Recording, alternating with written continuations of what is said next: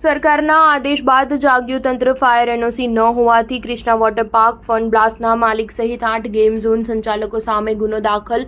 રાજકોટમાં TRP game ઝોનમાં થયેલ અગ્નિકાંડમાં 28 લોકોના મૃત્યુ થયા બાદ હવે તંત્ર સફાળું જાગ્યું છે અને ફાયર એનઓસી ન હોય તેવા 8 ગેમ ઝોન સંચાલકો સામે પોલીસ ફરિયાદ કરવામાં આવી છે, જેમાં રાજકોટના વર્ષો જૂના અને પ્રખ્યાત ક્રિષ્ના વોટર પાર્ક તેમજ ફન બ્લાસ્ટ સહિત 8 ગેમ ઝોન સંચાલકો સામે રાજકોટ ક્રાઇમ બ્રાન્ચ દ્વારા આઈપીસી કલમ 336 અને જીપી એક્ટ કલમ 131 મુજબ ફરિયાદ દાખલ કરવામાં આવી છે. ઉલ્લેખનીય છે કે રાજ્ય સરકારે તમામ કલેક્ટરોને એનઓસી વિનાના ધાર્મિક, શૈક્ષણિક અને મનોરંજન સ્થળો સામે પોલીસ ફરિયાદ કરવા આદેશ કરવામાં આવ્યો છે. ગત 25 મે 2024ના રોજ થયેલા અગ્નિકાંડ બાદ ગુજરાત હાઈકોર્ટ દ્વારા સરકારને ફાયર એનઓસી મામલે તપાસ કરવા ટકોર કર્યા બાદ રાજકોટનું તંત્ર સફાળું જાગ્યું હતું અને રાજકોટ શહેરના અલગ અલગ વિસ્તારમાં ચાલતા ગેમ ઝોનમાં તપાસ કરી 8 ગેમ ઝોનના સંચાલકો સામે રાજકોટ ક્રાઇમ બ્રાન્ચ દ્વારા ફરિયાદ દાખલ કરવામાં આવી છે.